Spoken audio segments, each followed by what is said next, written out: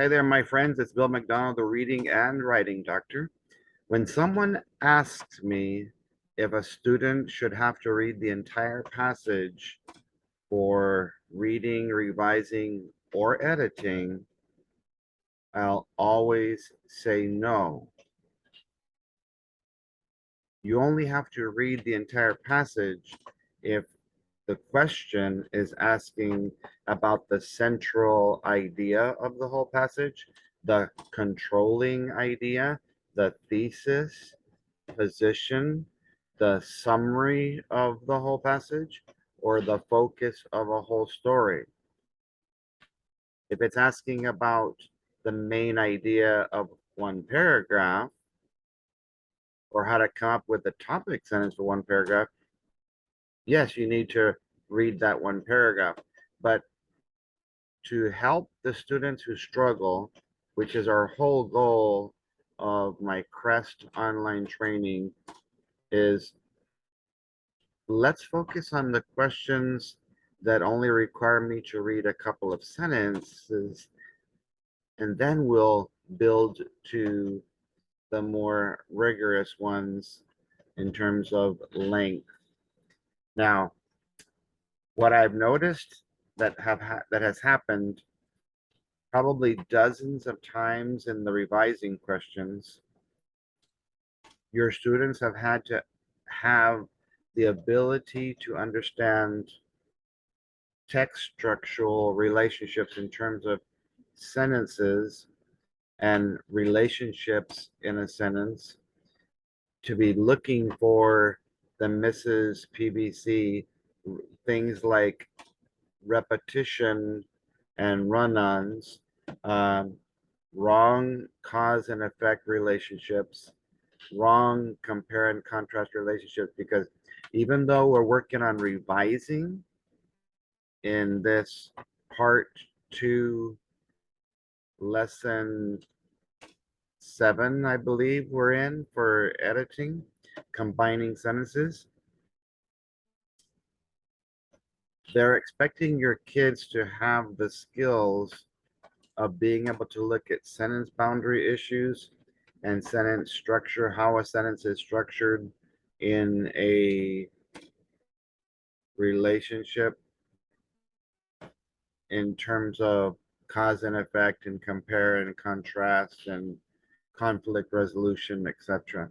So it's probably because of these issues that students are not making the connection between what I call sentence boundary, sentence relationship issues that are often coming out in editing, where they can't find the correct answer in revising. So in my last video, we did a couple of high school ones of combining. So I said, well, let's show those teachers who have kids who struggle how to do combining sentences that are a little simpler. And again, my song for combining sentences is come together right now. So you take the content of 2 parts of what I call a teeter transition totter relationship, coming 1 level down from the teeter totter and just learning how to combine them to be able to make sure you do so without changing the content or the meaning. So let's take a quick look, if we can, at my advanced ELAR writing folder. Revising is improving the content of a passage that you're reading or an essay, for example, the extended essay, or perhaps even the short answer question where you just have to give the answer, tell where it's at, and the evidence. But for the sake of part 2, we're focusing on revising, improving the content in terms of its development by adding or removing things and replacing things, or its organization, changing the order or in combining sentences, we're not adding anything, we're just moving two sentences together. But I want you to notice the last S of our cups with two S's has some things to look for in terms of sentence boundaries and sentence structure. When you're doing the process of elimination, check for the two eyeballs, the R. Are there any run-ons or repetition? Are any of the answer choices fragments? Is there a comma conjunction problem? Does this answer that I'm going to choose or want to choose change the content or meaning? Is there a wrong cause and effect relationship? And finally, is there a compare contrast? If any of those things happen in terms of sentence structure or text structure, if you want to call it that, then we have to eliminate those answers, because when we move two sentences together, we can't break any of those rules when we're doing our picking up our answers. So the first one that I'd like to do with you is one from our Are You Smarter Than a High School Student? Because those are the ones that I said, okay, I don't need an entire passage all the time to practice the skills at the bottom of this reading and revising ladder. Okay. And I apologize for the glare. I don't have my document camera light on. It's just the light above me that's causing this, but I want to make sure you guys can see. All right. So when it says to combine the sentences, what you have them do is it's always going to be consecutive sentences, and you write the main content of the first one on the left. So if you want to make a T-chart, perhaps you can do that. And why do I have the words combined sentences yellow? It's because we're not adding, removing, or replacing things. All we're doing is playing come together right now. We're just bringing these sentences together without changing their content or their meaning. All right. So sentence 11 says, capital, my brother likes eating food that tastes delicious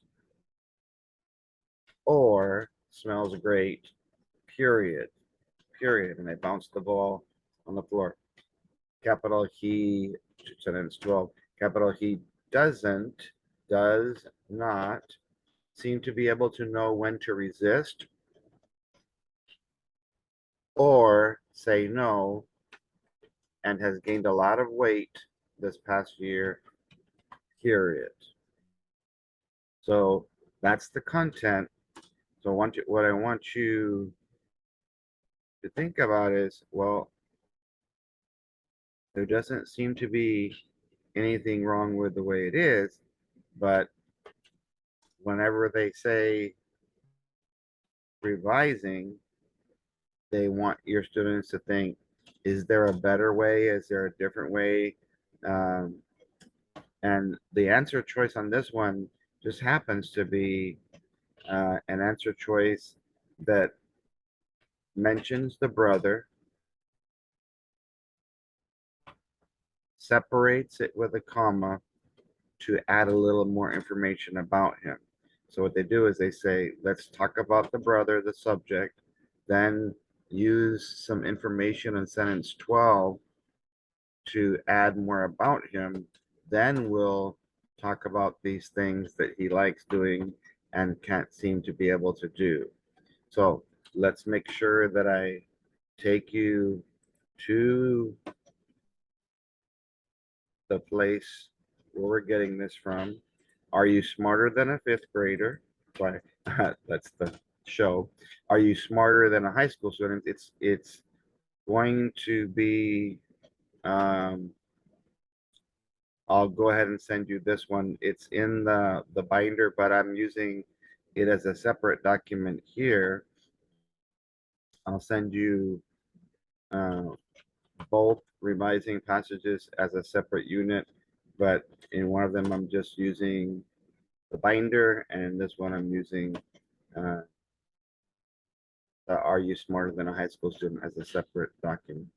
So when you're doing your test taking strategies in the notes section, or if you're going to ask your kids to use a piece of paper to be able to model the strategies for you and show you step by step all the way through, so you don't have to be erasing as you go or anything like that, I highly recommend that your kids have some lined paper, um, so that they can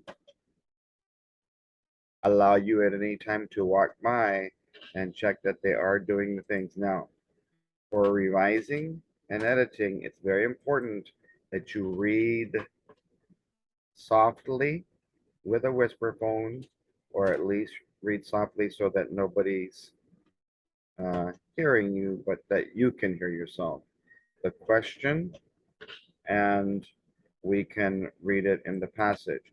But what I've done in Are You Smarter Than a High School Student is I put the question and just the sentences that they're asking about together, so that your students can practice the skill without getting ill by having to read an entire passage or an entire paragraph. So once we read, we're going to understand what the question is asking. And if you're using paper, then yes, you can underline. But when you understand the question and the sentence that it's coming from, then you'll be able to label, you'll be able to highlight or mark in your notes or on your line paper the correct strategy to do. So then you begin to evaluate and execute your plan that will allow you to eliminate 3 answers. So what did they ask us to do? They said some very important things uh, here, um, and one of them is the most effective way. Yes, you can highlight, but because I still have access to annotations, I'm going to do that because I feel like that the state needs to get their act together and make it so that students can annotate on the test. To combine, meaning put together, come together right now is what they should start singing 11 and 12. That means that there's 2 sentences that they're just going to join together, which means they're going to move them together. So let's take a look and see the content like I mentioned to you on the arm and see what the issue is. Capital. My brother, the subject, really likes eating any food that tastes delicious or smells great. No problem.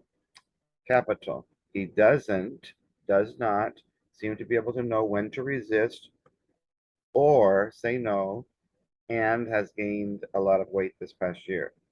Doesn't sound like there's anything wrong. And on the question I got it from, the end of course one, there wasn't anything wrong. It sounded okay. They just want to say, is there something that you can come up with that's better? Okay. So when we look at the answer choices, letter F, capital. My brother really likes any food that tastes delicious.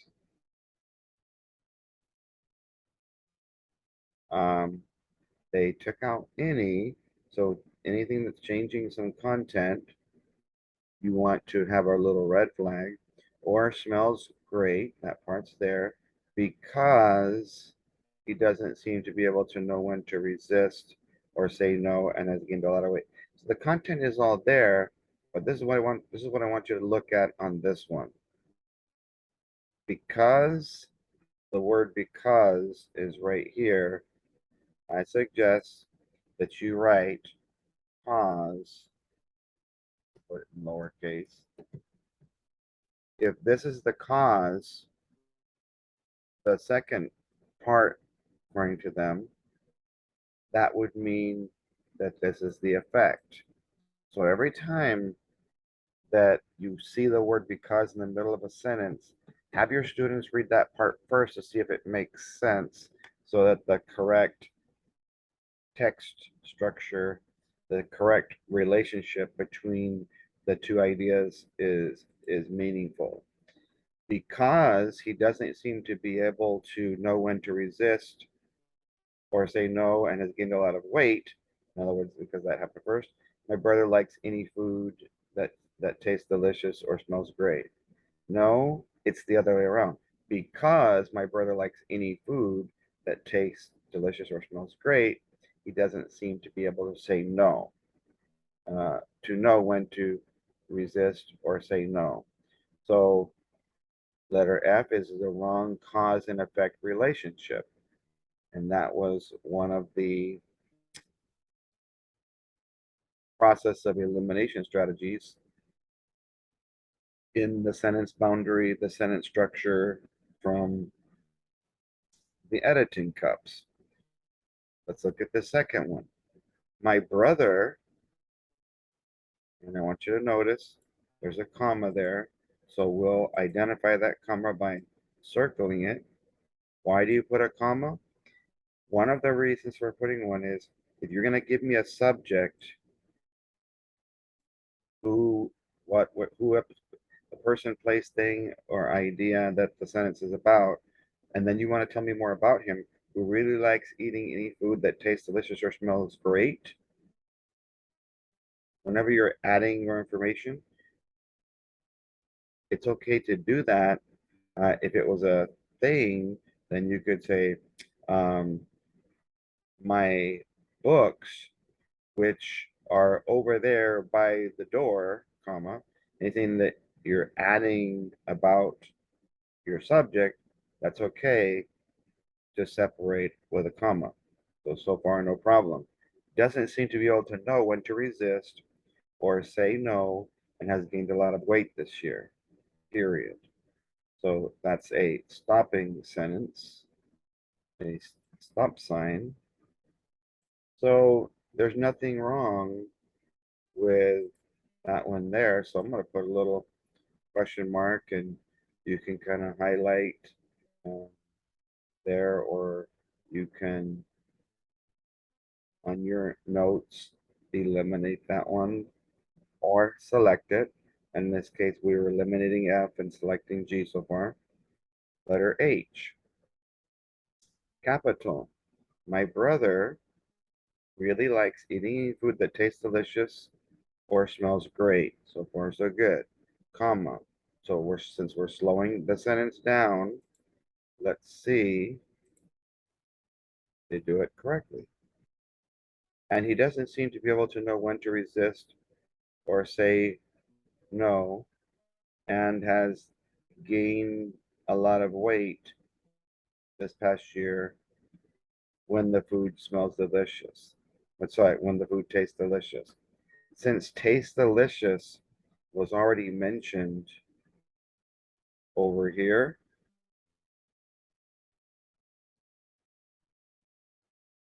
and they decided to mention it again down here, repetition is always going to be a reason for eliminating. As you remember, one of the causes on Mrs. PBC and that sentence boundary, sentence structure checklist is eliminate anything that causes repetition. So I'm going to probably say I don't like that one, and I don't like F because it's the wrong cause and effect relationship. So it's either going to be G or it's going to be J. Capital. My brother really likes any food that tastes delicious or smells great, comma. He doesn't. And so when I paused there, my brain was thinking, I don't think that was a slow down. I don't think that that was a slow down. punctuation, the yellow one, it should have been a stop sign because the thought was complete. He doesn't seem to be able to know when to resist or say no one has gained a lot of weight this year. Well, all they did was they changed the period that's up here in the passage, if you want to call it that, and change it to a comma instead. So because this answer choice would change something that was okay to a run-on, I would have to eliminate that answer choice. So we would get rid of letter J. So taking a look at that, what are we going to do? We're going to eliminate 3 letters F, H, and J. We're going to select and submit letter G. So we would fill that in on our document, choose our answer. And then if you take a look here, I want to show you something that I did on our revising graphic organizer, just so that you can see the breakdown of the sentence structure. Oops, I don't need to show you that again. I want to show you my document camera. Here it is. So when I look at sentence structure, there's a cause and effect relationship. And so F, because the cause and effect relationship was wrong, when I placed the word cause above because and read that first, and just tell your kids, since C comes before E, change the sentence so that you're reading the cause before you read the effect to see if it makes sense. And you could tell it didn't. Letter G, all we were doing was adding information to the who, telling me a little bit more before I transitioned to the rest of it. H had repetition and J was a run-on. So we can't choose anything that breaks any of the sentence boundary slash sentence structure rules. So the other one, I have it. This is on page 389 and 392 of your binder. The content, it said, what is the best way to combine sentences 12 and 13? Capital, they love video games. 13, capital, they, repetition. I don't believe in starting 2 sentences with the same word if you don't have to. It's not a big issue, but I don't need video games there twice either. So because of the repetition, a better way of combining these sentences is without repeating. Capital. They could easily play video games 24 hours a day if no one would take the time to tell them otherwise, period or exclamation. So I'm going to go into the binder and kind of take you through the online strategies of the process of elimination so that we can choose an answer that seems to make more sense. And here it is, where I got it from. Once again, on your paper or in your notes, on your online test, set up reading. And one of the groups I worked with last week, they use Kronk, I believe they said, or Crunk or Kronk. And I don't have a problem with that, except for the fact that the C is circling and the R is rereading. I would rather read it first, and then you can reread it as many times as you want after the fact. So when you're reading, that's when you do it softly or loudly in the passage and the question. We understand the question. We can underline if we're able to do annotations.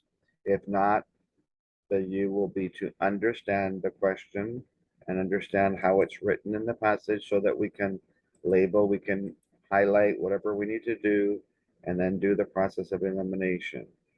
So if we're highlighting, which many of you are teaching your students to do, it's saying what is the best way to do what? To combine sentences 12 and 13. It means to put them together. And again, as soon as I hear that, come together right now. And I said, I don't like repetition of they in two consecutive sentences, starting two sentences with the same word. And I don't like video games being there twice.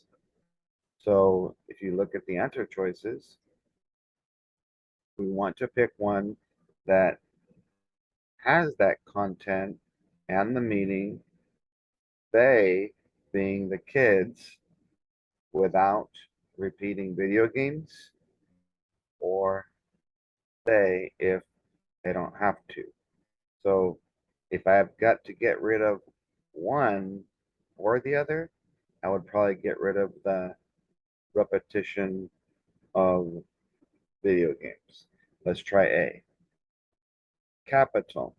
They, which is our pronoun, the kids, love video games because. So again, as soon as your kids see the word because, they can write the word cause there, because they could play them 24 hours a day if no one would take the time to tell them otherwise. They love video games. No, I think that again, the cause and effect relationship here is wrong. So it's not that this effect is because of this cause. It's this cause because they love video games effect. They could play them 24 hours a day. So because we have a wrong cause and effect relationship on letter A, we would eliminate it. Capital. They love video games, comma. Why is the comma there? Because I'm slowing the sentence down. And when we're slowing a sentence down, we think in our brains that's a yellow sign. And they could possibly play video games because of the repetition. I don't want to choose this answer if there's not a better one that doesn't repeat. So I'm thinking I want to get rid of this one. Capital, they love video games, comma, so they could possibly play them. What's the them? The video games.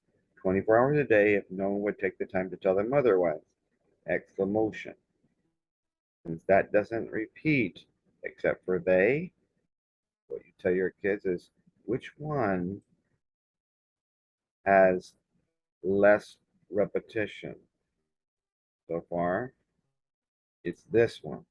So you would keep the one with less repetition. And so we're thinking that could be the one. Capital. They love video games. My brain made me pause. So I'm thinking here, it's probably needing a stop sign there. They could possibly play them 24 hours a day if no one would take the time to tell them other. If they would put a period and a capital there, you could do that, but the question said combine sentences, and that wouldn't be combining sentences. That would be having two sentences And all you're doing again is rewriting what was already there. The sentence was already there, except for the only improvement we made here was that there's no repetition on video games. So you can't change a sentence with repetition to one with a run-on. Basically, it's changing one I problem to another one. And so something that your kids need to remember, and I'll show this to you, buy one of these little minions that has two eyeballs to remind yourself that a lot of times what's going to happen is there's a wrong cause and effect relationship, that there's repetition or there's a run-on, that um, I'm looking for the word cause and making sure that there's the correct effect. And so they have to make sure they see the correct sentence boundaries and they have to see the repetition. And so even though that one letter choice repeated they, repeating one word is a lot better than repeating 3, 4, 5, or 6 words. So there's uh, my suggestions on how to take students at the sentence level and help them work their way up the arm ladder to our ones that are more difficult. Our next video, our next lesson is going to be on transitioning between one idea and the next one, either inside a sentence or transitioning between one paragraph to the next. So if you think of that kind of transition, it's sort of like saying, if this is paragraph one, then I need a sentence called a necklace that transitions to paragraph two. Or if my shirt is paragraph two, then I would need a transition sentence called a belt to transition to paragraph three. And so you have to just look and see, are they asking for just a word, a phrase, or a whole sentence, but to transition between two ideas? Because transitions has been done several different ways. But again, you have to have the correct text structure in terms of cause versus effect, conflict versus resolution, compare versus contrast, problem versus solution, how they're the same, how they're different, how something's positive, transitioning to something that's negative. And so let's enjoy our day, shall we? And feel free, if you're in CREST online training, it's because you're watching this. Okay? Because you're watching this, you're in the CREST online training, because I'm not sharing this one with the public. I'm only sharing the release tests, well, what hasn't been released tests with the public, and I'm sending those to you as a bonus so you can get some extra practice on the skills of editing, revising, and reading. Uh, and I don't charge you for those. That's why I call those in your lessons the bonus ones, because those didn't come from my head. I will be using the most difficult questions in reading, editing, and revising from the high school to come up with something similar. What you're seeing here is uh, either whole passages based on the content and the struggles that the kids are having, or like I did with Are You Smarter Than a High School Student, practicing the skill without having to read an entire passage or a paired passage. So what I was going to say is, uh, even though this was meant or designed for one person to purchase, feel free to share these videos with up to 4 or 5 people from your grade level. Uh, if you purchased it with your own money, you're welcome to share with other people of your grade level. I would just ask that if you're going to share with your whole school or a whole district, that you have them go online and buy their own, because as I've mentioned in some of my posts, this is one of my ways that I make a living besides coming to your school and sharing these ideas in person. Now, somebody did tell me last week, I asked them, what's the difference between what you see on online in the video versus in person? Well, in person, my personality, my sense of humor can come up more. In a video, I'm trying to make sure I stay focused on the content and getting the information. But in an in-person training, uh, I try to be more engaging because I don't like boring trainings. I've been to some and I hated them. So I try to make sure that I add that component of sense of humor, because in a in an in-person training, we're stuck together for 6 or 7 hours. And so these little 30-minute, 40-minute videos, um, I just want to get the content to you and we're done. But in a 6 hour training, I want to be able to add the component of humor and different ways to engage and be spontaneous. Uh, and building connections and relationships with you guys as teachers. So I do look forward to seeing you in person this year. One of you is going to win a free training, as I mentioned. The person who does the most challenges and participates most by asking questions through Messenger or email. You're always welcome to send me a question about a certain passage you're working on, and I'll share it with you. And with your permission, I'll share it with other people um, in CREST or online, depending on the situation.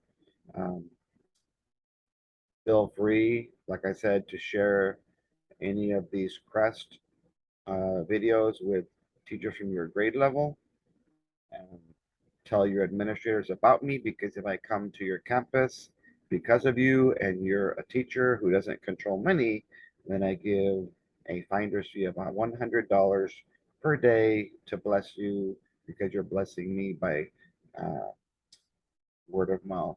The, the, the flyer will fly right to the trash can, but the testimonial of a person who feels I've helped him or her will go a lot further in terms of making a difference. So um, tune in to our next lesson, where we learn how to transition between sentences or between paragraphs. God bless.